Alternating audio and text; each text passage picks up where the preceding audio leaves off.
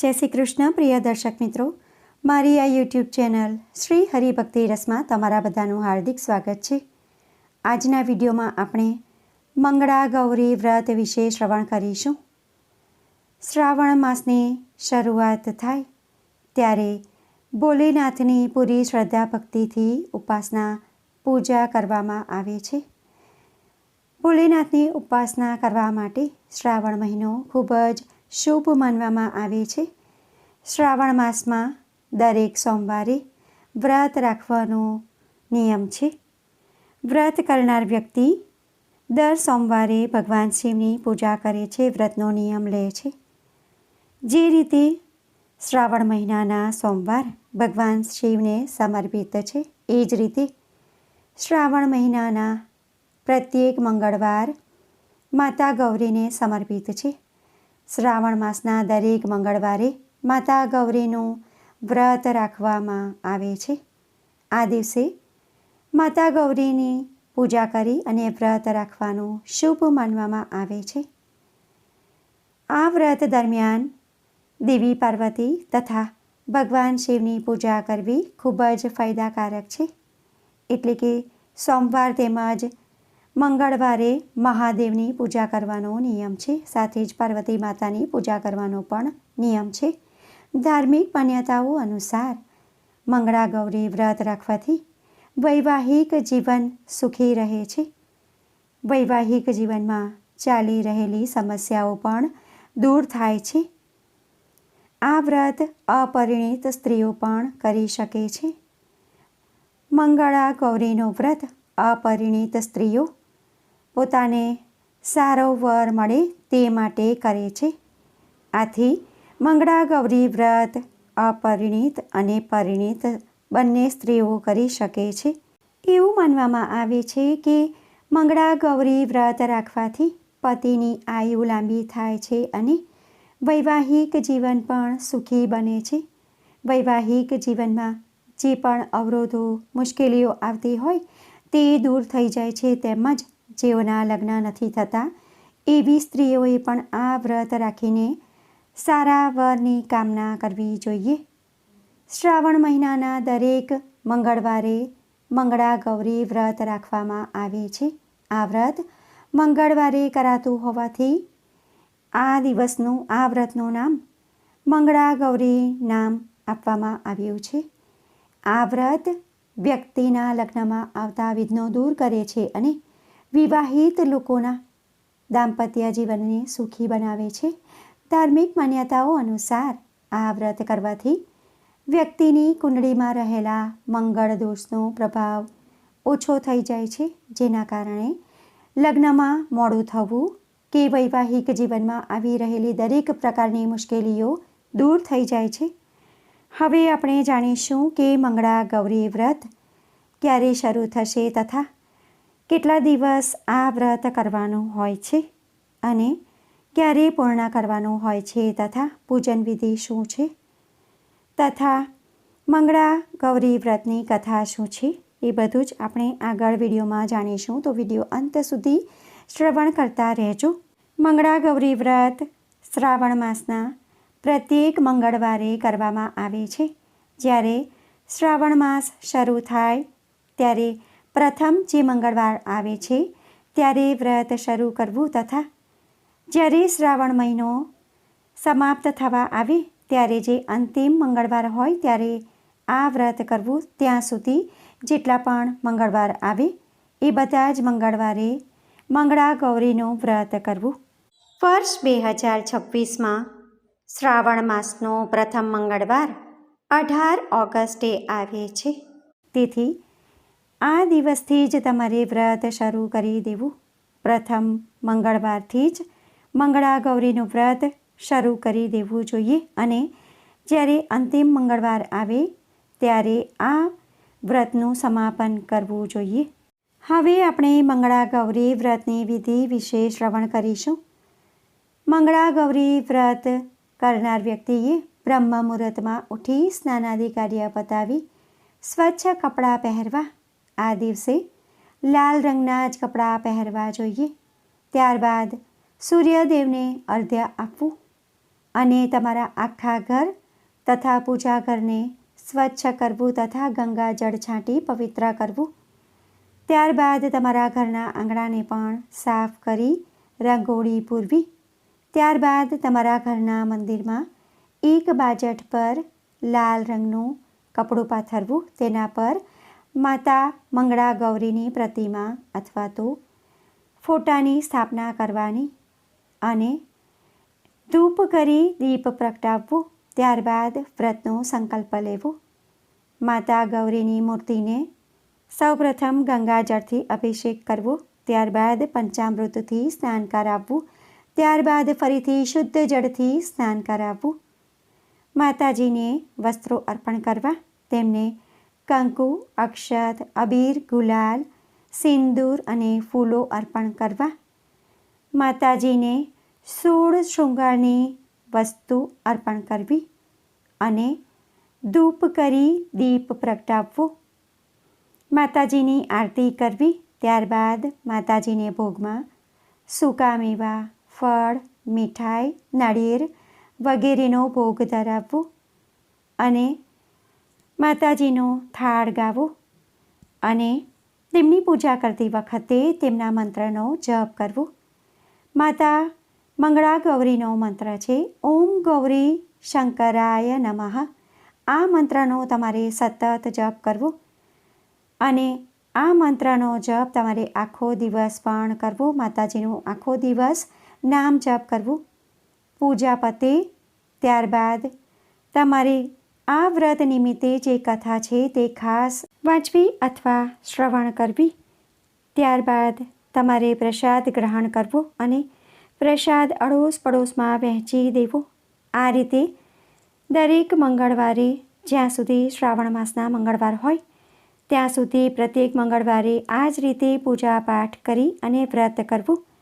જો તમે પૂરી શ્રદ્ધા ભક્તિથી વ્રત કરશો તો માતા મંગળા ગૌરીની કૃપા તમારા પર હંમેશા રહેશે. માતા મંગળા ગૌરી તમારા પર પ્રસન્ન થશે અને તમારું સૌભાગ્ય અખંડ રહેશે. તમારા પરિવારમાં સુખ, સમૃદ્ધિ અને ઐશ્વર્યની પ્રાપ્તિ થશે અને તમારા પરિવારમાં બધાનું આરોગ્ય સારું રહેશે. આ દિવસે કયા કયા ઉપાયો કરવાના છે તેના વિશે આપણે અંતમાં શ્રવણ કરીશું. પહેલાં આપણે મંગળા ગૌરી વ્રતની કથા શ્રવણ કરીશું. મંગળા ગૌરી વ્રત માત્ર ધાર્મિક દ્રષ્ટિએ જ નહીં પરંતુ વૈવાહિક જીવનમાં પ્રેમ, સમર્પણ અને સુખ શાંતિ જળવાઈ રહે તે માટે પણ અત્યંત મહત્ત્વપૂર્ણ માનવામાં આવે છે. શ્રાવણમાં આ વ્રત રાખવાથી માતા ગૌરીના આશીર્વાદ પ્રાપ્ત થાય છે. પતિનું આયુષ્ય લાંબુ થાય છે અને દાંપત્ય જીવન આનંદમય બની રહે છે. જીવના લગ્નમાં વિઘ્નો આવે છે તેઓ પણ આ વ્રત કરે તો તેને વિશેષ લાભ મળે છે. હવે આપણે કથા શ્રવણ કરીશું. બોલો મંગળા ગૌરી માતની જય. રૂપાવટી નામના ગામમાં ધરમચંદ નામના એક વણિક રહેતા હતા. તેમની પત્નીનું નામ તારામતી હતું અને એ પણ ખૂબ જ ધર્મિષ્ઠ હતા. એક સાધુ રોજ તે વણિકના ઘરે ભિક્ષા માંગવા માટે આવતા હતા, પરંતુ ભિક્ષા લીધા વગર જ પાછા ચાલ્યા જતા હતા. એક દિવસ ધરમચંદે તે સાધુની જોડીમાં 2 સોના મહોર નાખી દીધી. તેથી પેલા સાધુએ કહ્યું, તમે નિસંતાન છો, તેથી તેમની પાસેથી ભિક્ષા લેનાર મહાપાપી ગણાય છે, પરંતુ તમે મને ભિક્ષા આપી જ દીધી છે, તેથી મારે તમને સંતાન પ્રાપ્તિનો માર્ગ બતાવવો જોઈએ.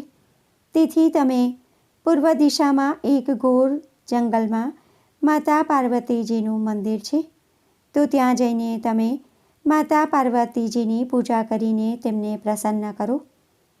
વણિક તો પૂર્વ દિશામાં આવેલા ઘોર વનમાં ગયા અને પાર્વતીજીને પૂજા કરીને તેમને ખૂબ જ ભક્તિભાવથી સેવા પૂજા કરી અને તેમને પ્રસન્ન કર્યા અને તેમની પાસેથી પુત્રની માંગણી કરી.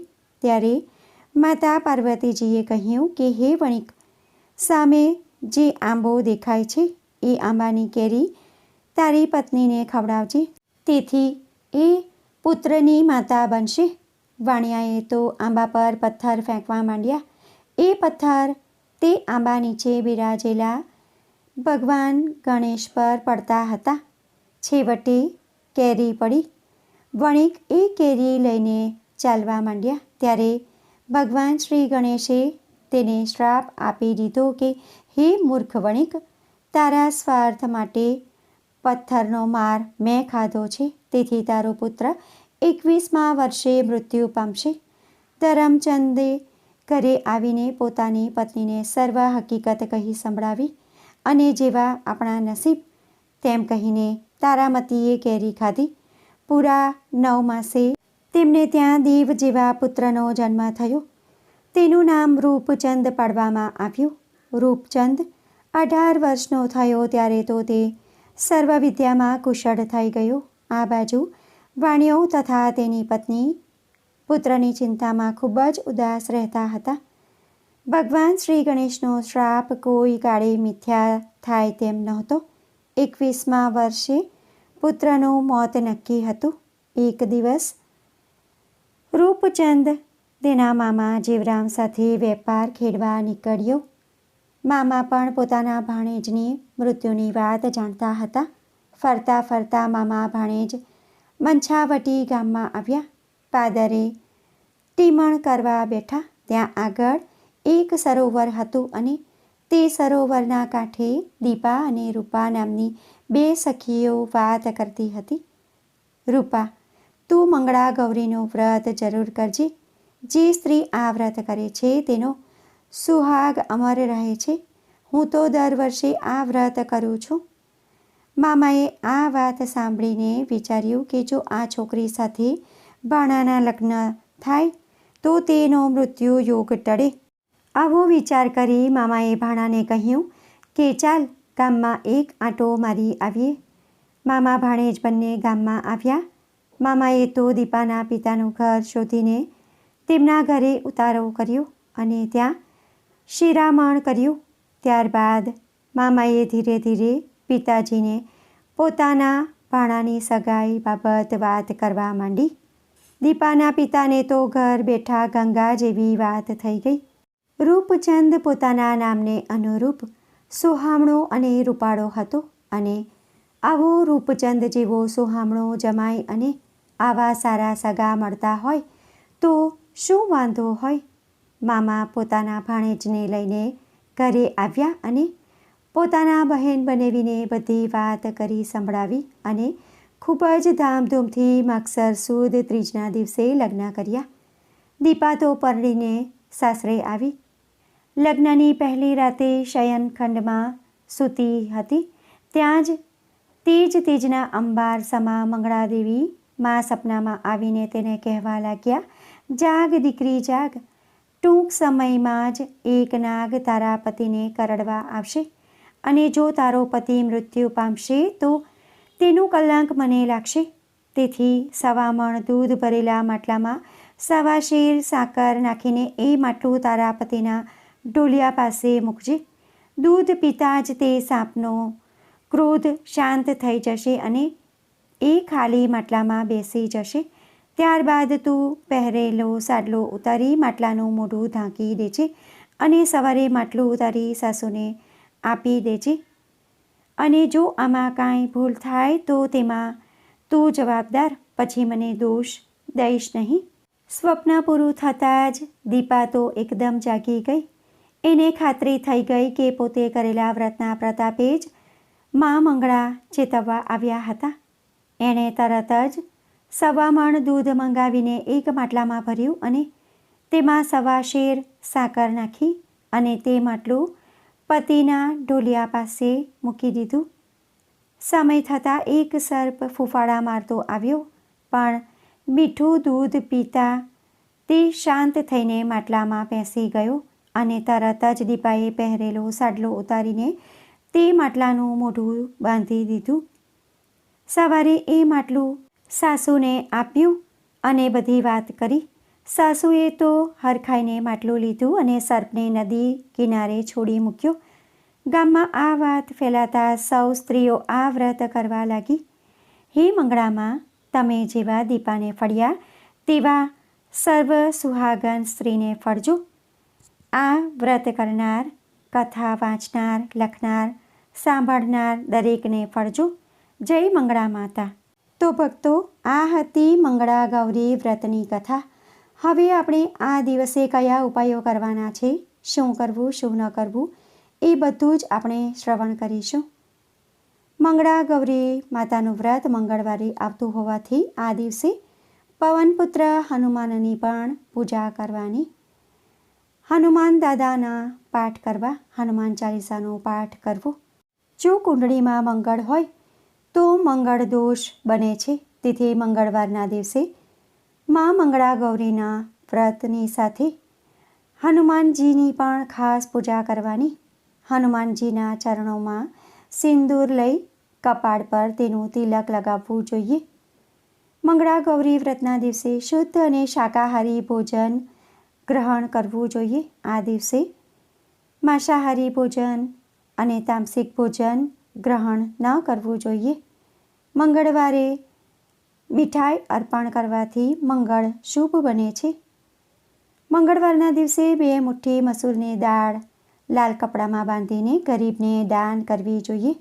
મંગળ દોષ દરમિયાન અવિવાહિત સ્ત્રીઓએ શ્રીમદ ભાગવતના 18મા અધ્યાયના 9મા શ્લોકના જાપ કરવાના અને મહાગૌરીની પૂજા કરવાની સાથે જ તુલસી રામાયણના સુંદરકાંડનો પાઠ ખાસ કરવો જોઈએ. આ દિવસે લગ્ન માટે યોગ્ય વ્યક્તિએ વહેતા પાણીમાં ખાલી માટીનું વાસણ તરતું મૂકવું જોઈએ.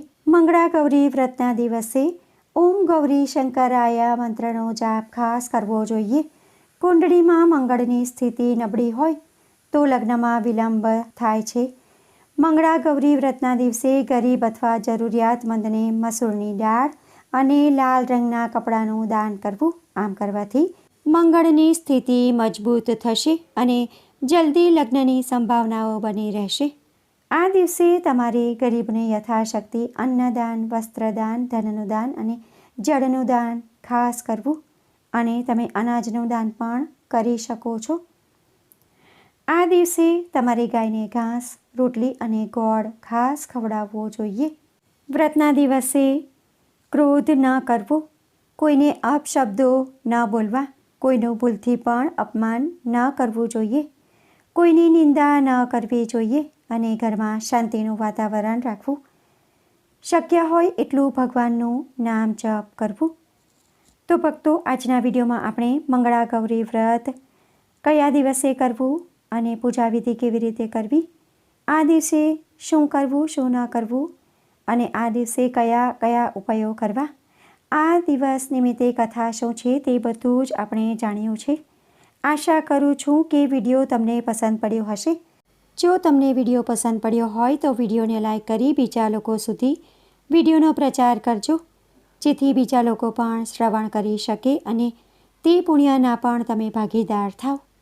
કોમેન્ટમાં જય મંગળા ગૌરી માતા જરૂરથી લખજો. ફરી મળીશું એક નવા વિડીયો સાથે. ત્યાં સુધી બધા ભક્તોને મારા જય શ્રી કૃષ્ણ. વિડીયો જોવા માટે ધન્યવાદ.